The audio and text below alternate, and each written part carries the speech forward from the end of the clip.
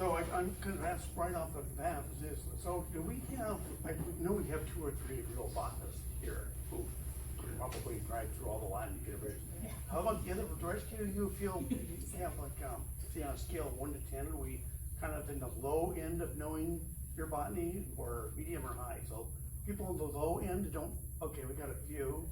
I'll try to throw common names in as much as I can, but being pretty hardcore botanist, a lot of times it's hard for you to remember the common names. In fact, in Orange County, I did a checklist for everybody, largely so that I could talk to them because they had common names in it.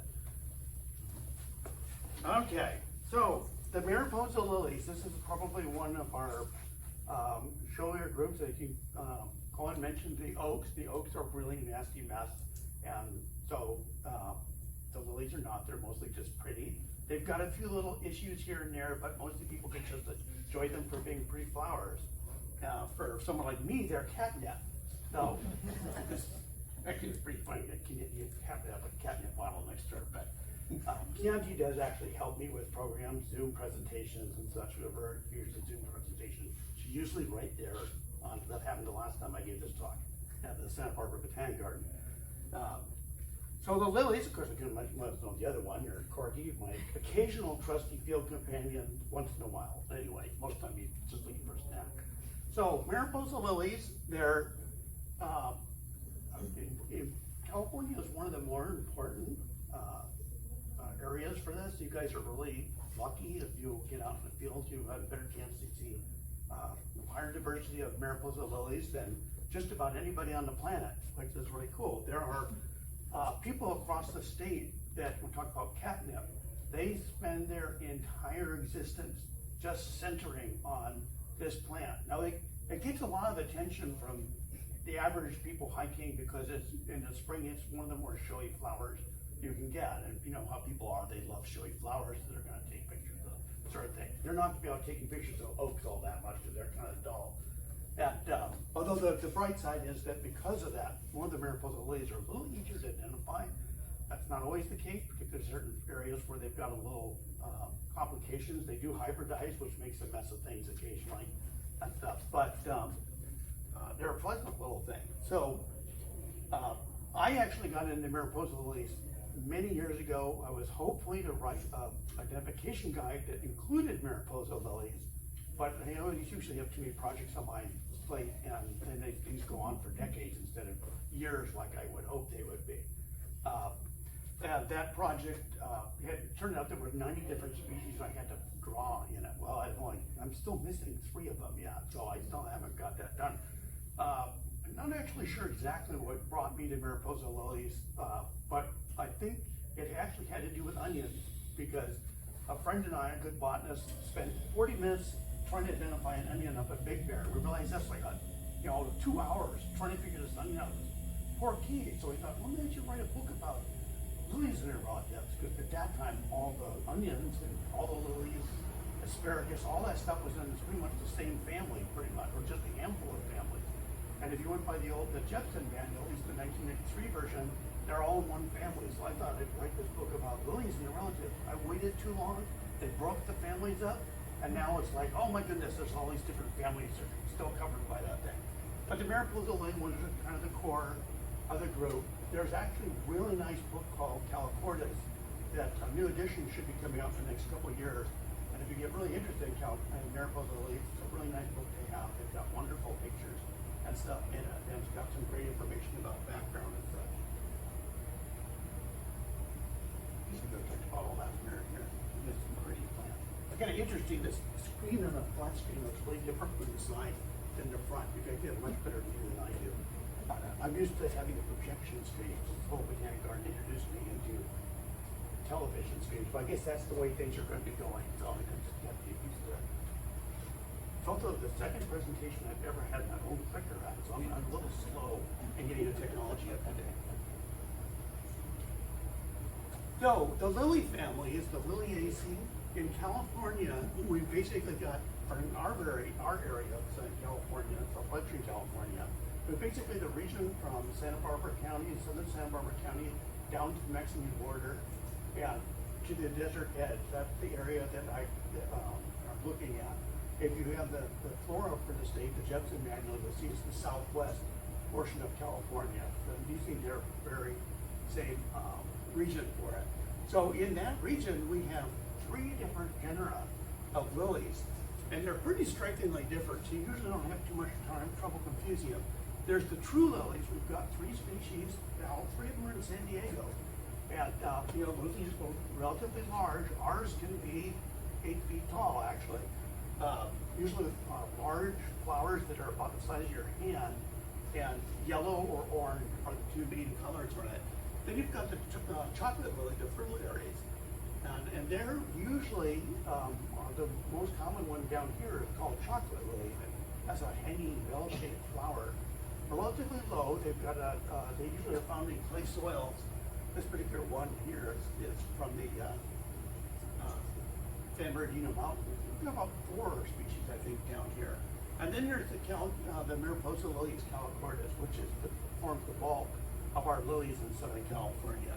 And they're relatively easy to tell for an end of the lake because they've got these nice broad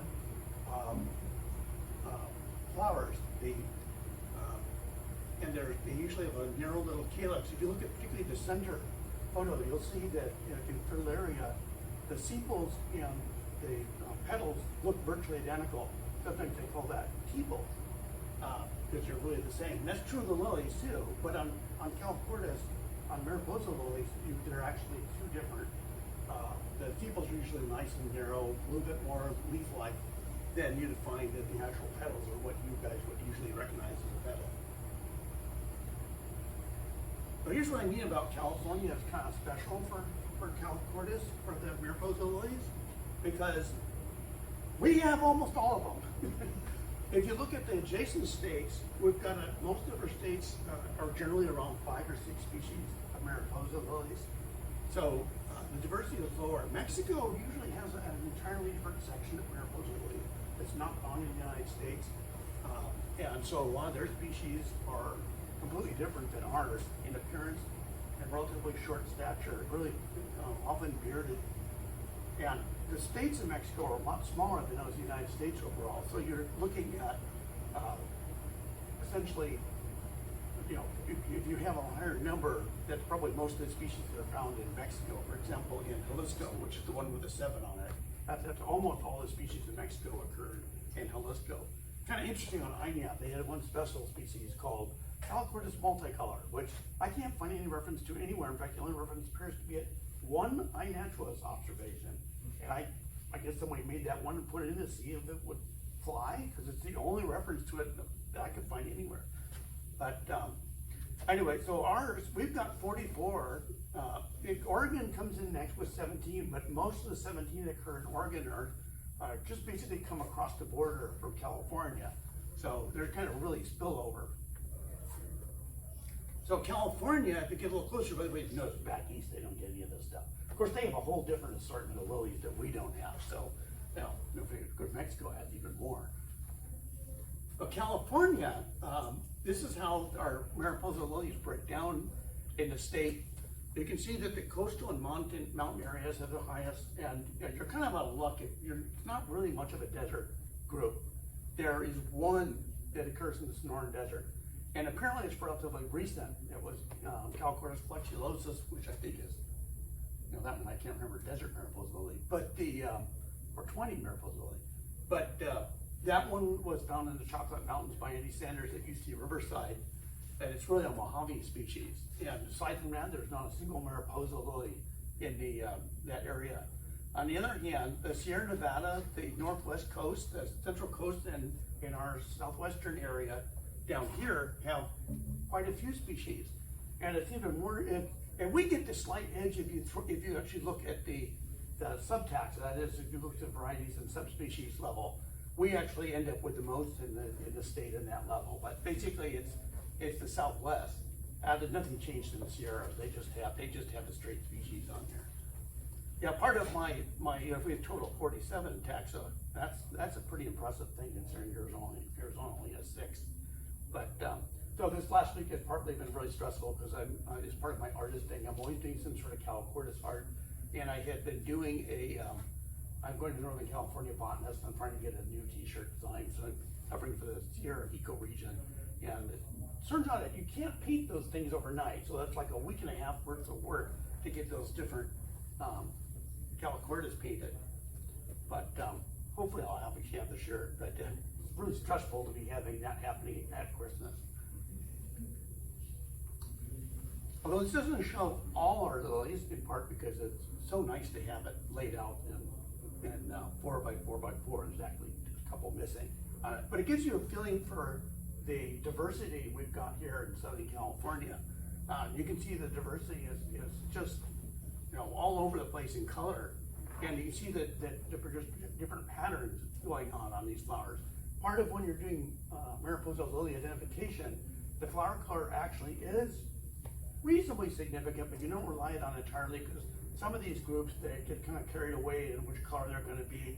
And there's a few species where they seem to be all the colors. But the pattern, you can see that some of them have like rings, like I discovered last time also you can't use the laser pointers on a television because it doesn't do anything. But you see the ring pattern, it's pretty common in some of them. One has a river ring pattern down here. They have, then we have the various where the patches are associated, the color of the interior of the flower, the hairs on it. These are the sort of things that we use to identify these species. Of course, there's only one really brilliant orange one, and that's a desert species largely. So that makes it really easy. That's the, actually I think it's desert mariposa lily. Because I don't have common names on this, so I can't cheat. So there's actually several sections of Calicordas. We've got 3 in California, in Southern California. There's actually, I think it's 6 in the state, but most of the other ones are far in the northwest. Don't get in their area. So the original one it was named was Section Calicordas. They do that in the botanical naming. They end up that whoever the first genus they're looking at, becomes the sort of default section. Then they name other sections. We've only got one species in this, and that is Calicordas albus, which is the white fairylander. And it's a very distinctive species, one you would not mistake with anything else in Southern California, because it literally has sort of a globe-shaped flower. You're tentatively pendant, and the fruits are large, and they're kind of, you can see the cross-section at the top, a very distinctive cross-section. They find these largely in the montane areas in Southern California, Santa Ana Mountains, the Peninsula Ranges, the Santa Monica Mountains, Santa Monica Mountains and San Ynez Mountains. And you find them typically at a little bit more moist habitat in forest. Actually, you're not likely to find this in an open, dry slope, except for after a fire sometimes. All the mariposa lilies tend to come up in great gusto after a fire, sometimes without just astounding numbers, if you get the right combination of rain and timing. Maybe it turns out, I discovered a few years ago, we had an opportunity to see a post-fire in severe drought, and it turned out that the drought tends to win in that one. You still get more mariposa lilies than you would normally see, but it's not really, hillsides covered with the things. This actually is one of the more widespread mariposa lilies in the state. It's all over the Coast Range in the Sierra Nevada. And then in California, down here in Southern California, it's always white, so it makes it not easy to separate from some of the other ones, like that with the winged fruit. But if you get farther north, it tends to get a little bit less loyal to the color, and sometimes they're pink and red, and I think they even come in yellow occasionally. And that gets confusing because there's other species that come that look similar to this that are pink or yellow, though. But we don't have to worry about them down here. So our main group down here is called Section Mariposa. Yeah, you guys don't speak Spanish as well. Well, mariposa is butterfly in Spanish, so it's kind of a very appropriate name for mariposa lilies. In one way, you could almost call them butterfly lilies. There are 12 species and 3 additional varieties in Southern California. So this was the one we'll spend most of our time looking at. Whoa! Okay. Did you get all that? I gotta figure out where the beginning of that was now. Okay. Well, I covered a lot. Okay, here we go. Try not to do that again. I guess you have to be careful how you hold the button down, huh? Again, that whole modern technology thing. Well, this is Catalina mariposa lily. I presumably named because they were originally found on the island of Catalina. And it's a white flowered species. Sometimes it's tinged with a little bit of purple along the edges of the margin, or rarely the flower itself is purple. And one of the most distinctive characteristics of it, it's got this very, very deeply colored spot at the base of the petals. And you can see that from both the outside and the inside. There are several other species that look, this is one of the things if you look around all the California mariposa lilies. This pattern seems to repeat a number of widely scattered species where they don't overlap at all.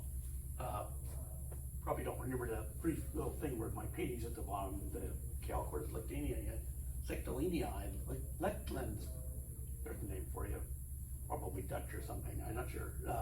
Mariposa lily also had a spot on it like this. It's also got yellow hairs on it, the base, which is one of the characteristics for it. This is, I think they finally found this in San Diego County just in the last few years. John Redmond at the San Diego Natural History Museum finally got a confirmed record for it. There's been rumors of it in San Diego and Riverside County for years, but pretty much it occurs farther north. That's the next slide there. You basically from Orange County up into Santa Barbara, and there's actually extends all the way up into San Luis Obispo County. It's another one that has sort of a broad kind of barrel-shaped fruit. Almost all the mariposa lilies have really thin, narrow, or slender and narrow fruit. So that makes it easy to separate this one from the other ones.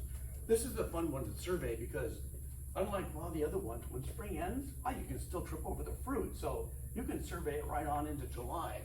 But when you're doing bird plant surveys, a lot of times you've got to survey just when the thing is in bloom, because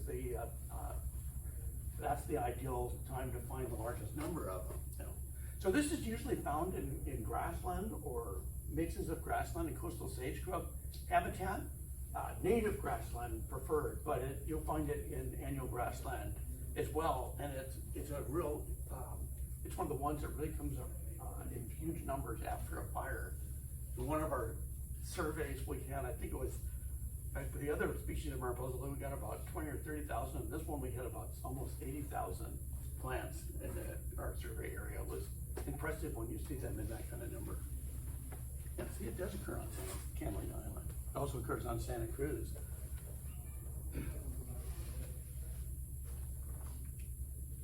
There's another one that has a spot, although in this one, this is Dunn's mariposa lily. This is a San Diego species for the most part, with a little bit in Baja California, and it's typically associated with gabbro soils. So you'll find it up in areas like around Julian and Mount Wate, sort of the southeastern part of San Diego County. It's apparently quite difficult to find in years where there's not been a fire. I've heard that the best time to go out this thing was in the first 3 years following a fire, and it's pretty easy to find, and the rest of the time it's more difficult. Like Catalina mariposa lily, it's got a dark spot, but you see this one has got a lot of yellow at the base of it. So the two are pretty different. This one also has a smaller flower than a Catalina mariposa lily would have. You can see again with the things about mariposa lilies that's fun is while the petal it's got some beautiful patterns on it. Sometimes the sepals can be just about as pretty as the petals, or in a very different way. They're often streaked in patterns. Sometimes they've got spots and such on them. It took a while to find this one. I'd heard about it for many years before I finally found one of it. Up in Inspiration Point is an area where they come up fairly repeatedly, although the last time I was up there, they weren't around. But then again, we haven't had a good fire up there for a while. This is a rare plant. It's a 1B on the California CPS for the California Plant Society's inventory of rare plants. And I believe it's actually state rare too. I don't recall it at that level. So it's kind of fun. One of the things that's interesting is iNaturalist, if you're familiar with that, some of you are, you can see that has taken off as kind of a real research tool even. And you get all this information with just going out and getting stuff. The researchers don't have time to find all this stuff. So it's kind of fun to have all these other people finding it. Pretty soon you get some really good location stuff. And the only time it's a problem is rare plants, because they're concerned about people poaching if they know where the plant is. But the problem is also makes it difficult for researchers because they put a 10-kilometer square around it and you don't have any idea where it is. Someplace near. So the bad news is, though, then if someone's going to take out an entire hillside, you don't know it's there either. So kind of get the watch between the poachers and the developing and the losing habitat. But you can see all the diversity in colors anyway if you go to iNaturalist. Californis is probably one of the better treated groups on that particular platform because everybody thinks it's so cool. So here's the distribution of dunny eye. Basically, it's just, well, pretty much east of us and south, and a little bit into Mexico. I think maybe it doesn't go into Mexico. Can't recall. It's not that John Redmond did find it. Maybe I just don't have it mapped. In this group, you can see that this is fairly slender compared to the other two mariposa lilies. The fruit is relatively slender, but it's still fat. Here's a typical habitat. Chemise chaparral seems to be one of the more common overstory groups when an area hasn't burned yet. And I usually see them scattered around. And have a picture in the lower part. There's some white patches in there. That's the californis scattered around in there.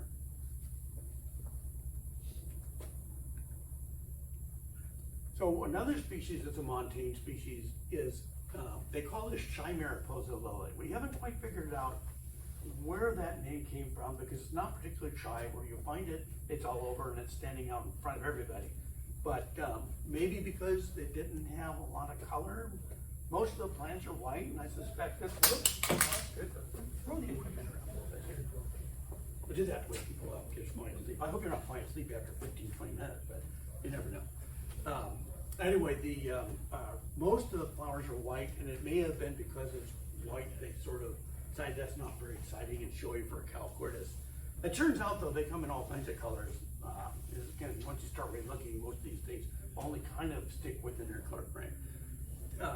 Usually, whenever it's white, lavender, or whatever, but there's a tight cluster of hairs down at the base of the petals, and the more striking part for Invenustus is it's got this, what I call a green racing stripe on the outside of the petal. So of course in iNaturalist, everybody shoots the face of the flower, nobody shoots the outside.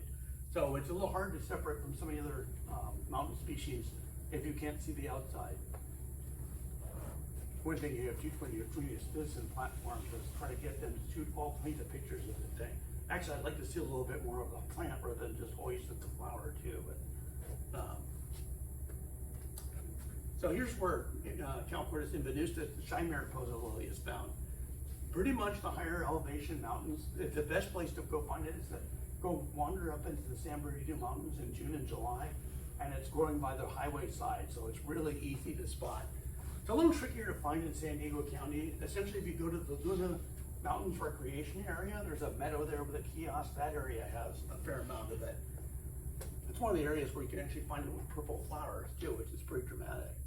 Invenustus is another species that actually gets up into the Sierra Nevada and farther north. There's some of the color variation on this. Now on this green, it's not too bad. It's making a little, the purple's not quite that rich, but it's one of the problems you also have with plants, and you start doing with your visuals with television screens, computers, phones, and all that. All the different sensors get the color a little differently. So it's really hard sometimes to know what is the color of this thing. So these are just a little bit more exaggerated, but then the one flower is pretty darn purple. I got this years and years ago. It's actually from a slide. I've never seen it again quite so purple, but that's from the Laguna Mountains area.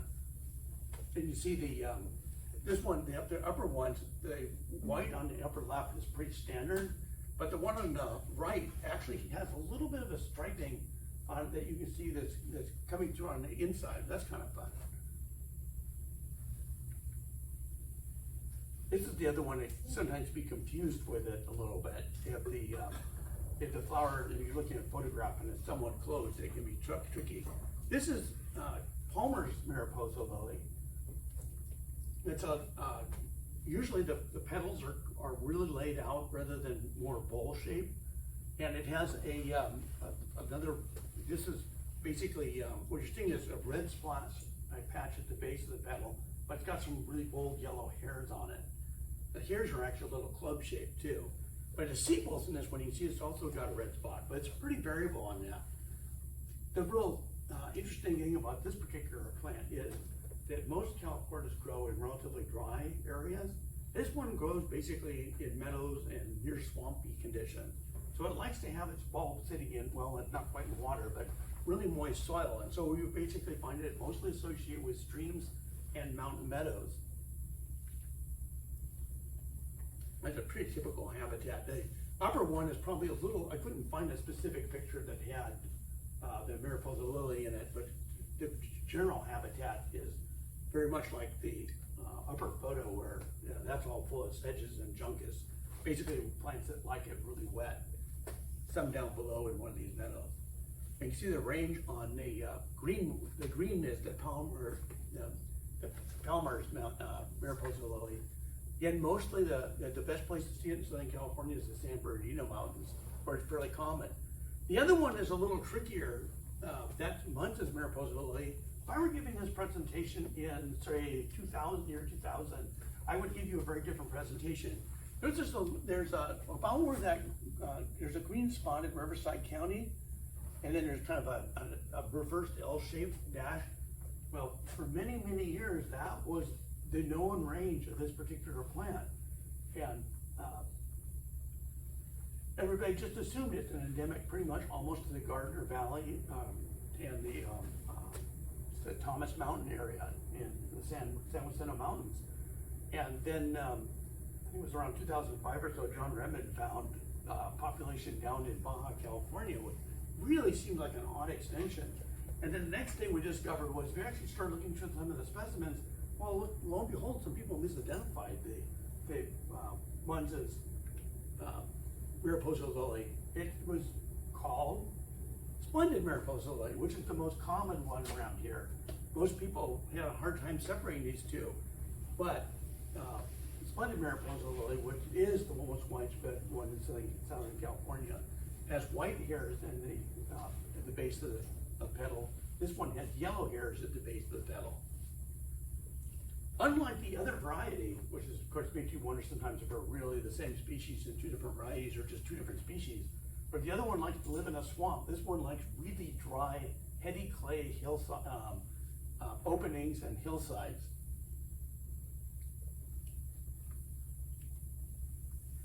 So this was basically, it turned out that this species was actually found over like a 250-mile range, whereas previously it was known from one valley. And a lot of the records, if you look today, haven't caught up with this yet. I don't think CMPS, for example, or even, I'm not even sure that the database must have caught up by now, but they still kind of show it being largely San Jacinto Mountain endemic. And I believe the most recent Jepson manual still says it's a Riverside County plant, but it's definitely scattered into San Diego County. And not necessarily easy to find. I spent 7 years trying to find it in San Diego County. I didn't have much luck.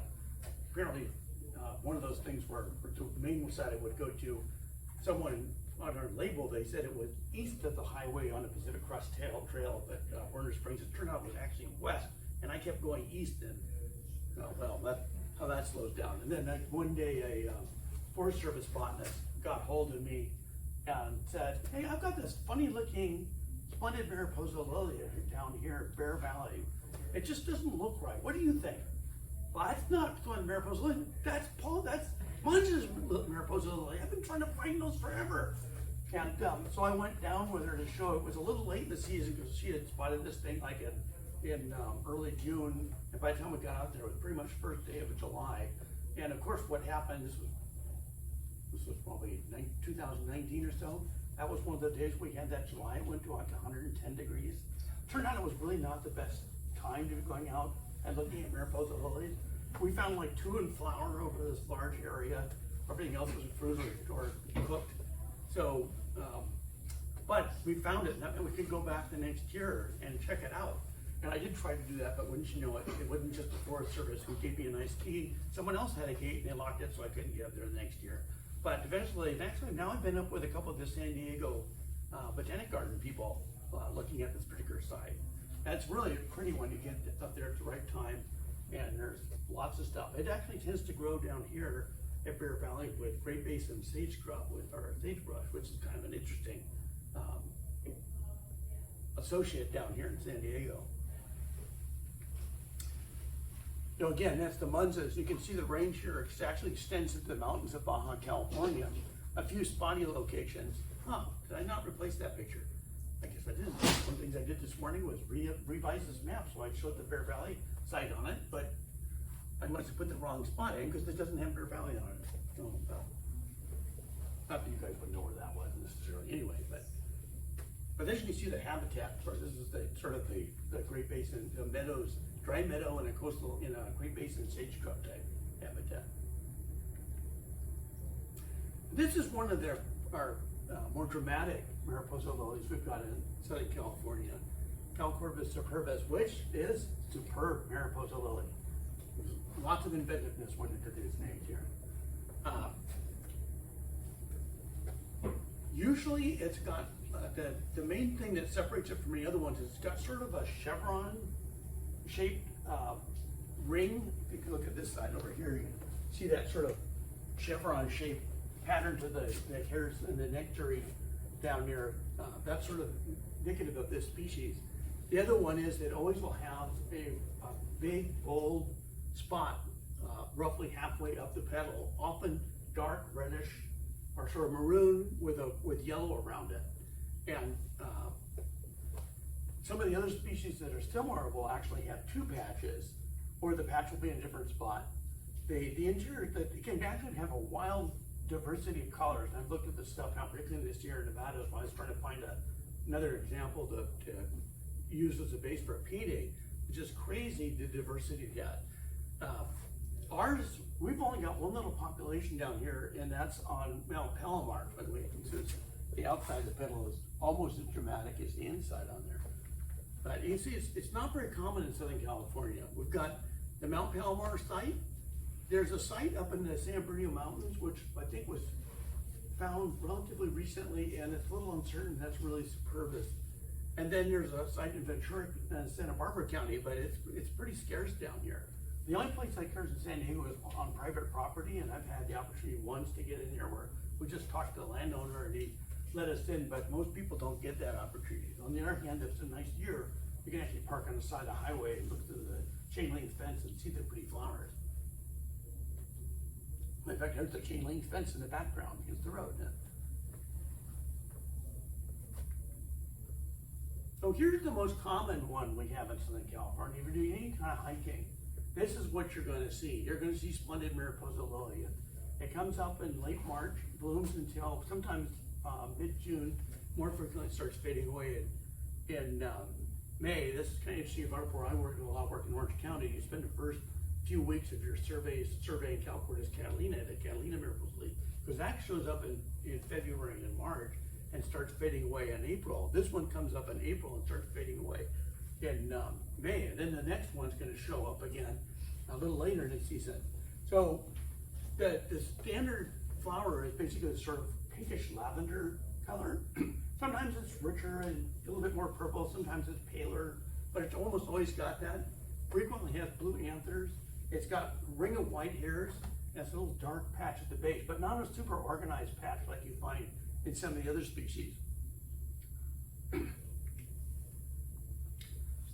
But San Diego particularly, it's just all over the place in San Diego County. It gets patchy if you get farther north, but down here it's pretty ubiquitous. It's got really narrow fruit. You can see there in that one picture on the right. And typical habitat after a burn.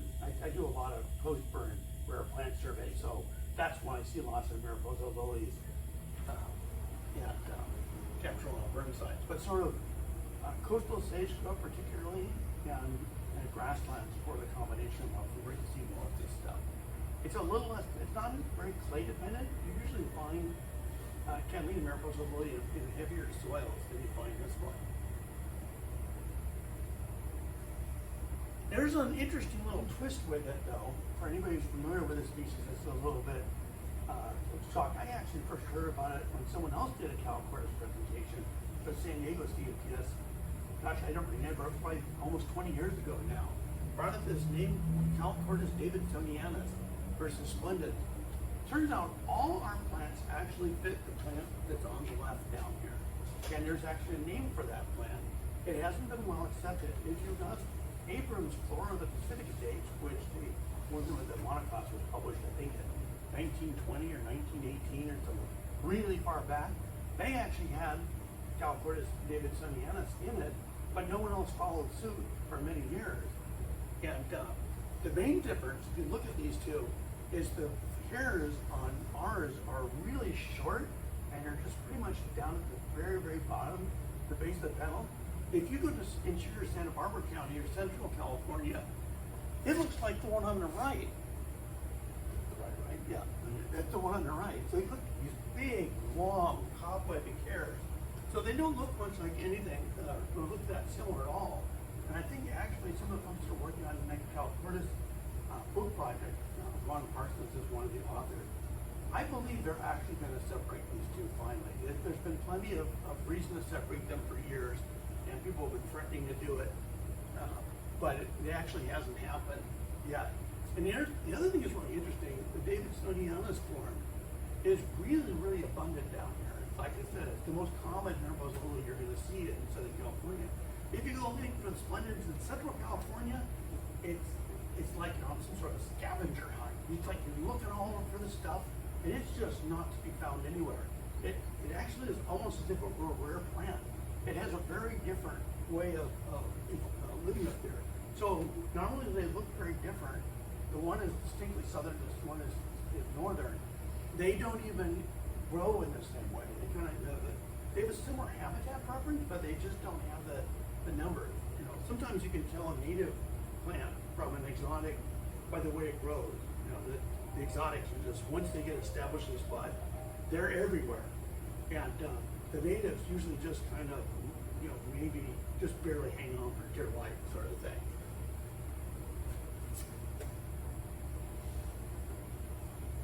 So here's the petal, just to show again an example how different. The davidsonianus form is very short hairs, and they're all at the base, and you got the splendens form with hairs growing out all the way up this notch, long white hair. It's very striking if you had never seen this in the wild before. And the first time you're like, wow, this looks really different. This one actually is kind of cheaty. It's actually more of a Mojave Desert species, but there's a location in the San Bernardino Mountains, Cushionberry Springs, which is kind of fuzzy as it's on the more coast. It's not on the coastal side, but in the transmontane habitat versus the desert. And there's some old records for it there. Nobody's been able to find it for the last 115 years. But the fact that it's just down the hill suggests that they at least used to live up here. So I would have gone ahead and included it. You know, that's part of the thing. It's like, if it was really ugly, maybe I wouldn't include it. But it's this really cool plant. You want to find some sort of excuse to have it. There's also rumor it might be the Cologne Pass, but that's not been confirmed. So, alkaline mariposa lily is another rare plant. It usually is found often associated with more alpine areas. Like the place you're going to see it mostly is like Lancaster, Palmdale. Really striking pattern on the petals. This really, really obvious striping on it. It's really interesting. Actually makes a wonderful painting too.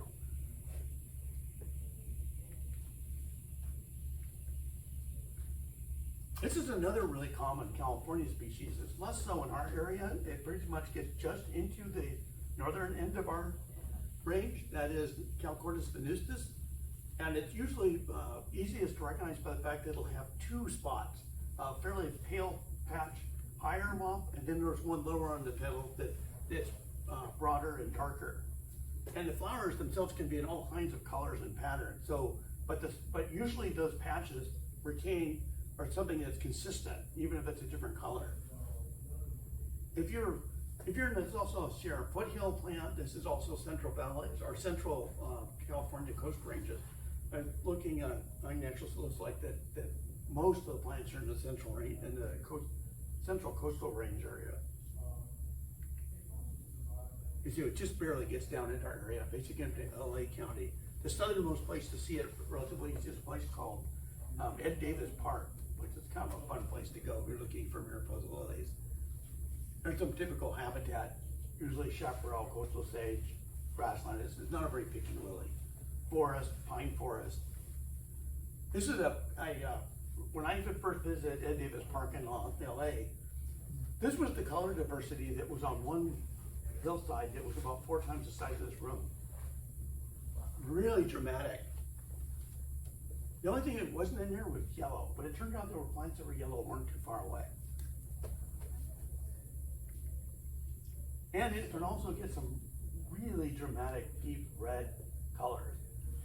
This is from the Mount Pinos area, where it's living in pine forest.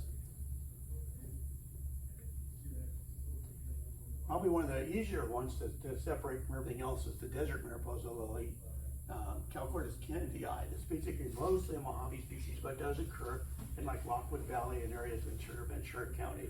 And I think it's up into the coast ranges as well. And southern Sierra Nevada, where it kind of forgets it's a desert plant. Really low plant. It usually is only about this tall, but these gorgeous yellow flowers or orange flowers. There's another variety that has bold yellow flowers, but ours is the orange one.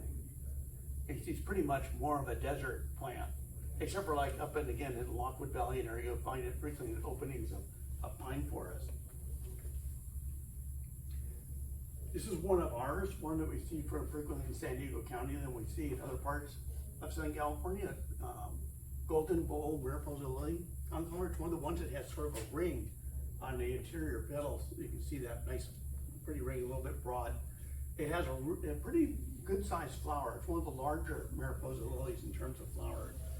And it's a kind of a late bloomer. It usually starts coming up at the end of May or into June, and you can still find it blooming pretty happily in July. And it actually goes much farther east than many of our mariposa lilies. You can get up in the area around Boulevard and McCain Valley, where it's quite common to see this.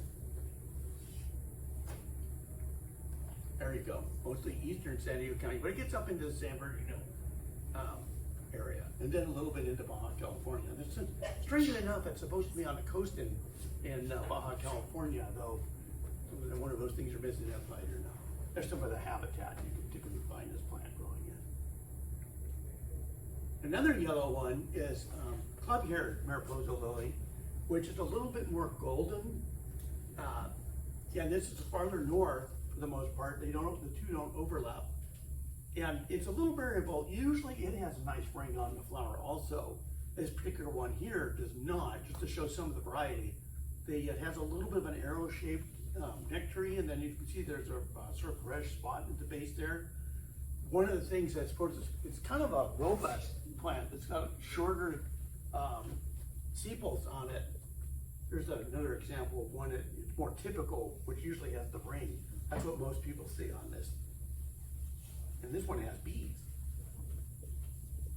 The striking character helps to identify this from other yellow species, though. It's got the hairs on the face of the petal actually have like little clubs or little knobs on the end. Hence the club-haired mariposa lily. Mostly northern end of our area.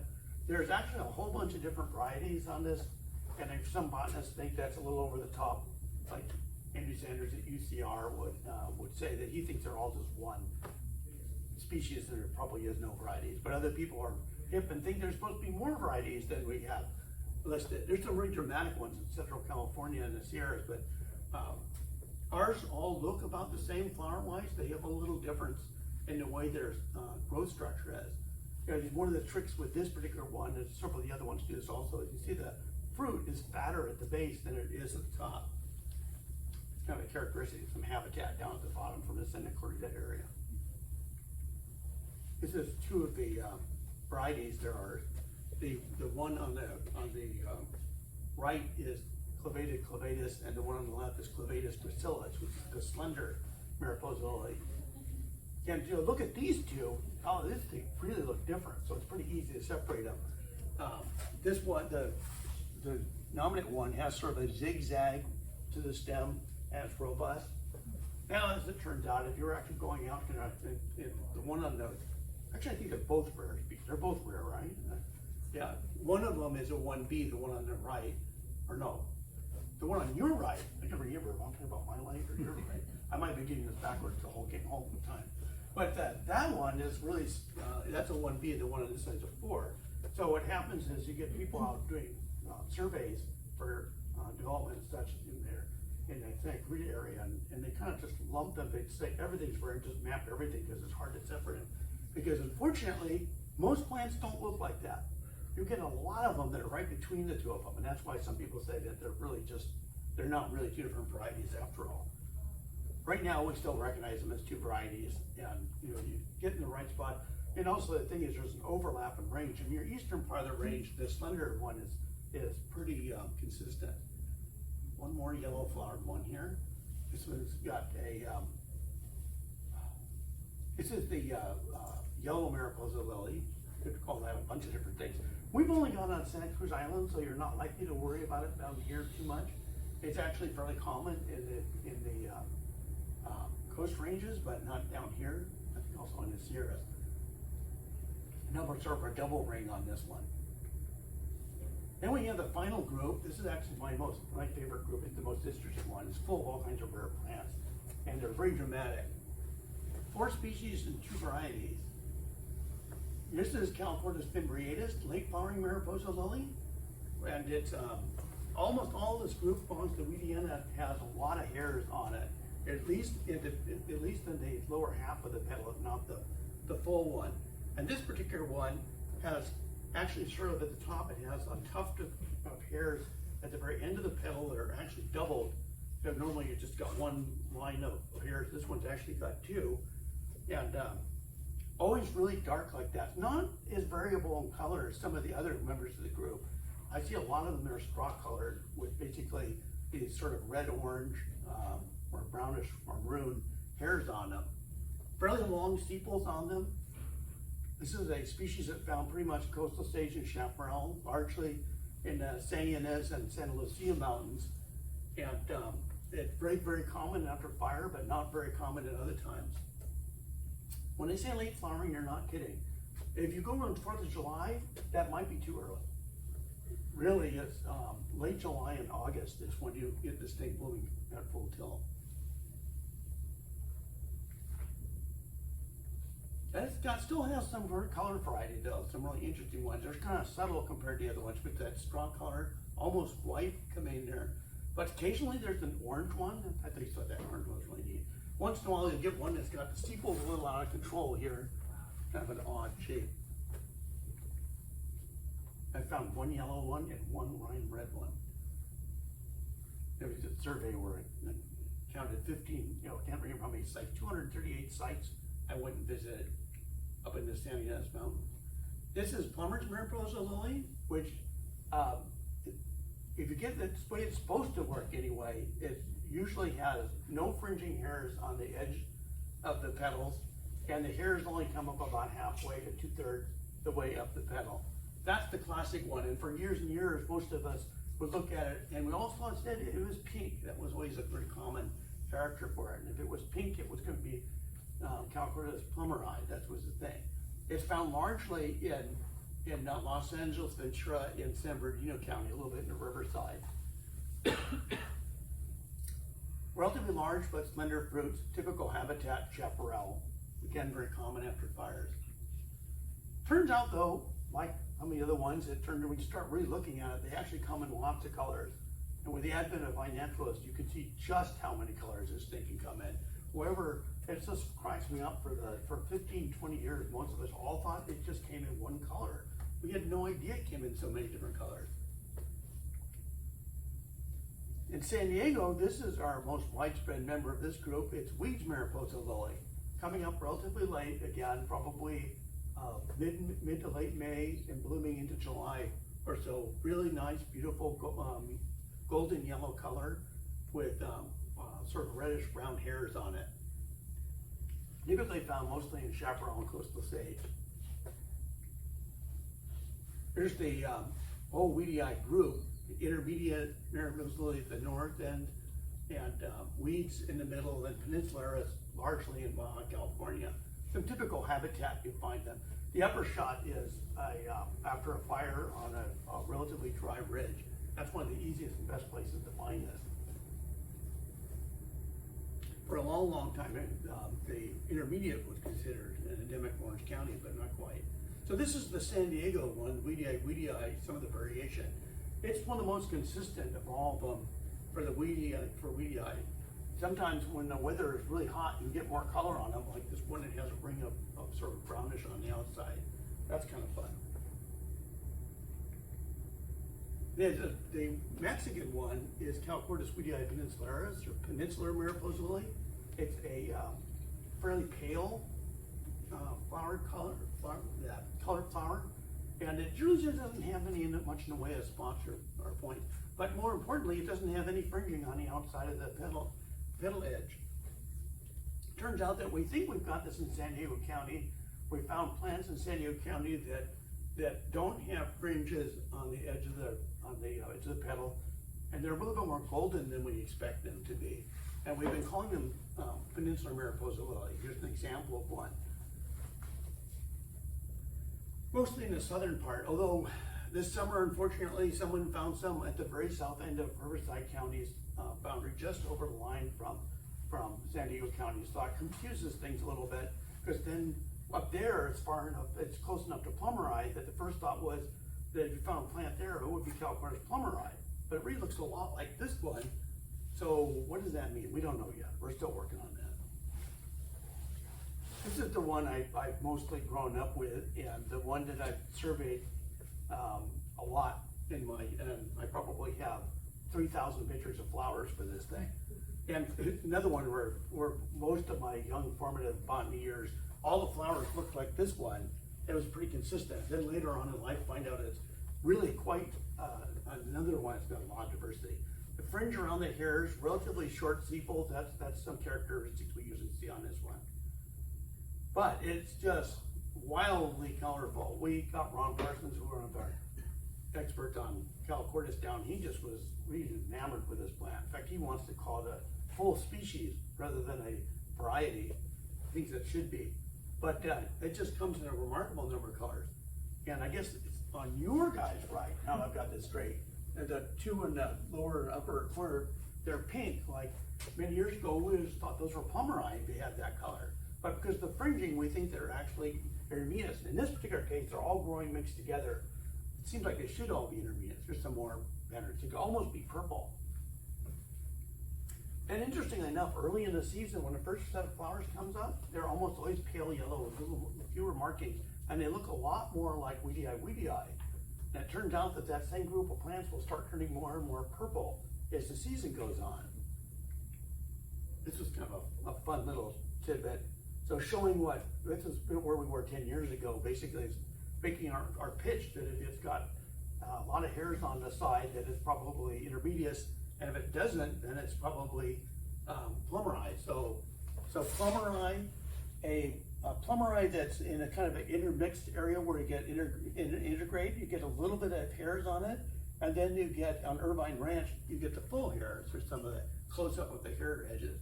And we were really proud of ourselves for finally coming up with this taxonomic argument for how we're going to finally identify these things. And one of the other things that was kind of a fun complication in this was the status of plumeri and weedii variation peninsularis. Well, the one's a variety, the one's a full species, but they actually look pretty similar, particularly if you get the color out of them. Basically, the one doesn't have fringing, the other doesn't have fringing. The hairs come up to almost the same thing. Why isn't peninsularis the full species? Or should plumeri be a variety of weedii? It actually started out that way many, many years ago. They called it Calcortis weedii variation purpureus. But then lately we've run into another problem. Again, this is partially thanks to iNaturalist and being able to look at more pictures. So here's some of my Irvine Ranch collection photos. You know, these were always characteristic, clear, intermediate mariposa lily. We surveyed for it, by the way, because it's another rare plant, CFPS, CRPR1B. But then some of the folks working up in the Santa Monica Mountains started getting things like this. Okay, they look a lot more similar than expected. And when a guy named Dave Bramlett, who was going through Calflora one time, spotted one of these things and said, "What's this? Looks like intermedius up there." And for 10 years, it was the only location we knew about. Unfortunately, with it having been naturals, we discovered maybe it's not the only site. In fact, it turned out there's more than a dozen locations in the Santa Monica Mountains that has this sort of mixture.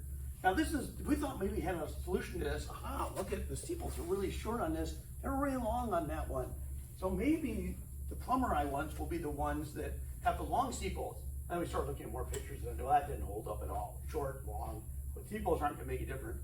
Kind of funny because the guy that actually got the photo on the site, Devin, he's a very prominent, he does a lot of iNaturalist naming up in the Santa Monica Mountains area. He's convinced that intermedius is just a variety of plumber eye and that we should just treat them all as one species, which is interesting because Ron Parsons says he wants to elevate intermedius to its own species. So there's some work that needs to be done on these.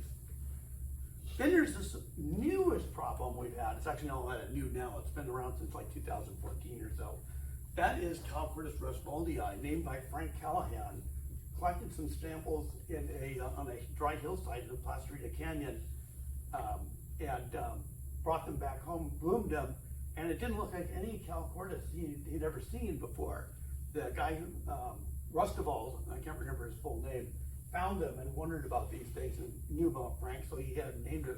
So he named it. Unfortunately, the collection's in this private herbarium, so it's really hard to go. You have to go to Oregon to see it.